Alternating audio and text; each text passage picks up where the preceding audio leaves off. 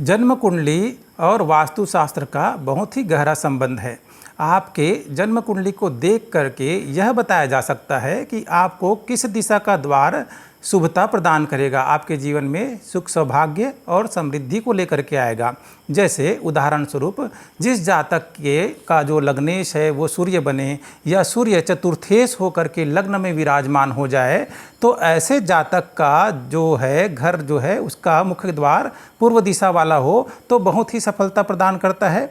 या फिर अगर जो भी घर में रह रहा हो या नया मकान उसको बनाना है तो उसे पूर्वमुखी जो है घर बनाना चाहिए। चतुर्थेश से जन्म कुंडली में चतुर्थ से हम क्या देखते हैं, चतुर्थ स्थान से घर मकान वाहन का सुख देखते हैं।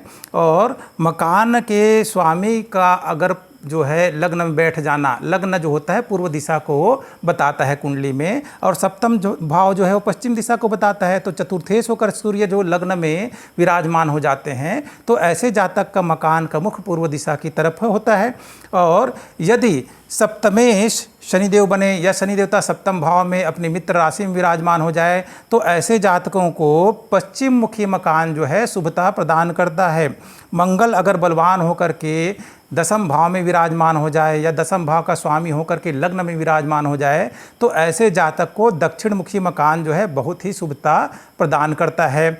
उसी तरह से चंद्रमा जो है चतुर्थेश होकर के अपनी मित्र राशि में बैठ जाएं या चतुर्थ भाव में ही विराजमान हो जाएं अपनी मित्र की राशि में बैठ करके, तो चंद्रमा की दिशा जो है उत्तर दिशा है, तो उत्तर दिशा का जो मकान है उनको शुभता प्रदान करता है। धन यश मान कीर्ति और मकान वाहन का सुख मिलता है। तो जन्म कुंडली में देख करके यह जाना जा सकता है कि कौन सी दिशा का मकान आपको शुभता प्रदान करेगा। अब वास्तुशास्त्र में जो दिशा का निर्धारण है कैसे बताया गया, कौन सा मुख का द्वार कैसा किसको शुभ होगा, तो वास्तुशास्त्र के अनुसार जब भी कोई प्लाट है या ज़मीन का टुकड़ा है, जैसे ही वो अलग होता है भूखंड से तो उसमें 45 वास्तु देवता काम करते हैं। तो 45 वास्तु देवता में जो 32 देवता हैं वो तो चारों तरफ जो हैं बाउंड्री पे ही रहते हैं, जो मुख्य द्वार जिसमें निर्धारण होता है। तो हर दिशा में प्रत्येक दिशा में 8 देवता विराजमान होते हैं। और हर देवता का जो है, देवता का अर्थ क्या होता है, देने वाला। जिस देवता का द्वार आप खोलोगे तो वो बोलता है तथास्तु मैं आ रहा हूँ, तो उस देवता का ऊर्जा आपके घर में प्रवेश करेगा। जैसे यदि आपने उत्तरमुखी घर बनाया और वायव्य कोण से आपने 8 भाग विभाजित किए, कहाँ तक के, ईशान कोण तक के, तो वायव्य कोण से ईशान कोण को जब 8 भाग में विभाजित करेंगे तो तीसरा और जो चौथा भाव है, चौथा स्थान है, जो तीसरा जो स्थान है वो देवता का नाम है मुख्य और चौथे स्थान के देवता का नाम है भल्लाट।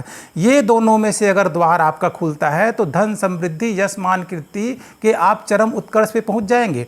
उसी तरह से ईशान कोण से लेकर के अग्नि कोण तक का जो हम 8 भाग करें और उसमें से ईशान कोण से तीसरा और चौथा द्वार जो महेंद्र इंद्र का द्वार और जिसे सूर्य का द्वार बोलते हैं, तो जिनके घर में पूर्वमुखी मकान जिनका हो और जिनकी कुंडली में सूर्य बलवान हो और उनके घर में तीसरे या चौथे भाग में पूर्व दिशा की ओर जहाँ पर देवता महेंद्र का, इंद्र का और सूर्य का वास होता है, उन दिशा के द्वार को खोलने से ऐसा जातक सशक्त होता है, राज कार्य में निपुण होता है या राजकीय उसके संबंध होते हैं, जीवन में यश मान कीर्ति उत्कर्ष दिनों दिन बढ़ते जाता है, उसके सामर्थ्य बढ़ता जाता है।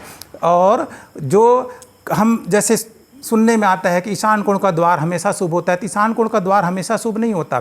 उत्तर दिशा में जैसे हमने बताया वायु कोण से लेके ईशान कोण तक 8 भाग करने पर जो 8वां स्थान है जो द्वितीय का है केवल वही द्वार शुभ होता है। उसके बाद जो है ईशान कोण से अग्नि कोण की तरफ जब बढ़ते हैं, 1 2 3 4 करके विभाजित करते जाते हैं, तो ईशान कोण में द्वितीय के बाद आता है स्थान अदिति का जो अशुभ द्वार माना जाता है, अग्नि संबंधी दुर्घटना कर सकता है। उसके बाद आता है जयंत का, फिर आता है महेंद्र का और सूर्य का। तो जैसे मैंने बताया महेंद्र और सूर्य का जो द्वार होता है शक्तिशाली बनाता है।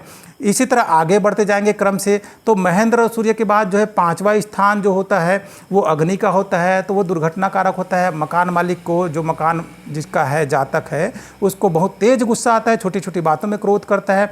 और 8वां जो स्थान है ईशान कोण से लेके 8वां जो भाग है उसमें अगर द्वार होगा तो दुर्घटना कारक माना जाता है, चोट दुर्घटना लगते रहते हैं। तो ऐसे हर देवता का अपना एक कार्य है, जिस देवता का द्वार आप खोलेंगे वैसा प्रभाव आपको जीवन में देखने मिलेगा। अब हम बात करते हैं दक्षिण दिशा की। तो दक्षिण दिशा में भी जो अग्निकोण है, अग्निकोण किसको बोलते हैं? पूर्व और दक्षिण के बीच का हिस्सा जो होता है 45 डिग्री का कोण जो बनता है वो अग्निकोण कहलाता है। अग्निकोण माँ अन्नपूर्णा की जगह होती है, ठीक है। तो अग्निकोण से लेके नैऋत्य कोण, नैऋत्य कोण मतलब साउथ वेस्ट कॉर्नर, दक्षिण पश्चिम कोना, तो वहाँ से लेकर के अग्निकोण से लेकर के नैऋत्य कोण तक को अगर आप 8 भाग में विभाजित करते हैं, बराबर भाग करके, तो तीसरा और चौथा अग्निकोण से जो तीसरा और चौथा, अग्निकोण को हम पहला माने तो तीसरा और चौथा जो वितथ देवता और गृह छत देवता, ये दोनों देवता के में अगर द्वार खुलता है, किनका? जिनका मंगल बलवान है, जैसा हमने बताया कुंडली में मंगल की स्थिति बहुत अच्छी हो, शुभता प्रदान करने वाला हो, दक्षिण दिशा का कारक बन रहा हो, तो दशम भाव दक्षिण दिशा का कारक होता है और वहाँ मंगल बैठ जाए तो बलवान होता है, तो उनको बहुत ही धन संपन्नता, मान सम्मान, ऐश्वर्य की प्राप्ति करवाता है। बड़े बड़े उद्योगपति की कुंडली में ऐसा द्वार देखने मिलता है। तो ध्यान रखें, कोई भी दिशा अशुभ नहीं होता। दक्षिण दिशा में भी तीसरा और चौथा द्वार जो है बहुत ही शुभता प्रदान करता है। और यदि किसी के घर में 5वें नंबर में खुल जाए अग्निकोण की तरफ से लेकर के 6ठे, 7वें, 8वें में, ये बहुत ही अशुभ द्वार माने जाते हैं। सबसे ज़्यादा जो है 7वां द्वार और 8वां द्वार जो पितृ का है वो द्वार, जिसे नैऋत्य कोण बोलते हैं, राहु का स्थान बोलते हैं, अगर किसी के घर में आपको देखने मिले नैऋत्य कोण का द्वार है तो वो वहाँ अशुभ, सबसे ज़्यादा अशुभ 32 द्वारों में माना जाता है। भूत प्रेत, तंत्र मंत्र, पिशाच, अचानक हानि, बड़ी बड़ी दुर्घटनाएं, असाध्य रोग को देने वाला होता है। तो इसलिए भी भूलवश भी कभी भी नैऋत्य कोण का द्वार नहीं खोलना चाहिए, इससे बचना चाहिए। आपके लिए द्वार खोलने के लिए 32 देवता हैं, और 32 नहीं तो आपके प्लाट का, जमीन का मुख जो है, चाहे जो भी दिशा हो, उसमें 8 देवता विराजमान हैं, तो उसमें तीसरा और चौथा द्वार जो है अक्सर करके सभी दिशाओं में शुभ माने जाते हैं। अब हम बात करते हैं पश्चिम दिशा की। पश्चिम दिशा में नैऋत्य कोण से लेकर के वायव्य कोण, तो वायव्य कोण तक के जब हम 8 भाग में विभाजित करते हैं तो नैऋत्य कोण से लेकर के तीसरा और जो चौथा जो द्वार है, तो तीसरा द्वार होता है सुग्रीव का और चौथा द्वार होता है पुष्पदंत का। ये दोनों देवता राज सुख देने वाले हैं, यश मान कीर्ति देने वाले हैं, अनेक तरह की सफलता देने वाले हैं। और इसी क्रम में हम आगे बढ़ेंगे तो जैसे 7वें नंबर का द्वार है, वायव्य कोण की तरफ आप आगे बढ़ते हैं तो वो जो द्वार होता है बहुत सारी अनेक बुराइयों को लेकर के आता है। जैसे आप देखेंगे बहुत सारे लोग जो मांस में द्रव्य के सेवन में लिप्त रहते हैं, दिन रात नशा करते हैं, उनको पता ही नहीं क्यों हो रहा है जीवन में। अभी तक तो अच्छे भले थे और पता चला कि उनके यहाँ 7वें नंबर का द्वार खुला है, उस घर में आने के बाद नशे की लत लग गई और दिन रात उसी में ही लगे हुए हैं, सारा धन बर्बाद हो रहा है। तो वो जो 7वें नंबर का द्वार जो है वो बेहद ख़राब माना जाता है। वायव्य कोण का द्वार थोड़ा बहुत शुभ होता है लेकिन थोड़ी मानसिक चिंता बढ़ाता है। तो 32 द्वार जो हैं सब देवता के अलग अलग नाम हैं, उनका अपना अपना कार्य है। तो कृपा करके जब भी कोई मकान बनाए, अपने किसी, आप मकान बनाने में लाखों रुपए खर्च करते हैं, 50 लाख, 60 लाख, करोड़ करोड़ के मकान बनाते हैं, किसी भी योग्य वास्तुशास्त्री से एक बार अपनी कुंडली का विवेचन, ज्योतिष शास्त्री से अपनी कुंडली का विवेचन कराएं और वास्तु शास्त्री से एक बार अपना घर का नक्शा अवश्य चेक कराएं।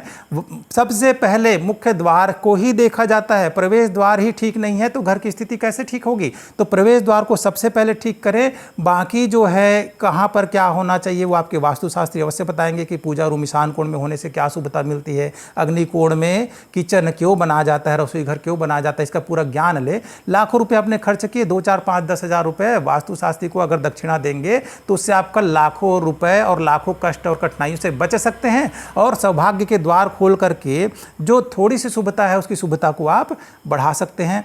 तो इस तरह से द्वार के महत्व को समझिए, अपने जन्म कुंडली से देखिए कि कौन सा द्वार आपको शुभता प्रदान करेगा, उसके अनुसार अपने घर का निर्माण कराएं। यदि आपने घर का निर्माण करा लिया है तो एक बार अपने वास्तु को चेक करिए, अपने घर के वास्तु को जांच कीजिए। और मेरा दृढ़ विश्वास है वास्तु जो है, वास्तुशास्त्र के अनुसार आप अपने मकान का द्वार का निर्धारण करते हैं तो बड़ी बड़ी कठिनाइयों से बच सकते हैं। अगर आपके जीवन में कठिनाई है और बहुत सारी दिक्कतों का आप सामना कर रहे हैं तो किसी वास्तु विशेषज्ञ को बुलाइए, अपने घर का मुख्य द्वार सबसे पहले चेक कराइए। बाकी शौचालय, पूजा रूम, अग्निकोण ये तो बात की बात है, मुख्य द्वार ही ठीक कर लीजिए तो आपकी आधी समस्या तो वहीं खत्म हो जाएगी। आज के लिए बस इतना ही, धन्यवाद।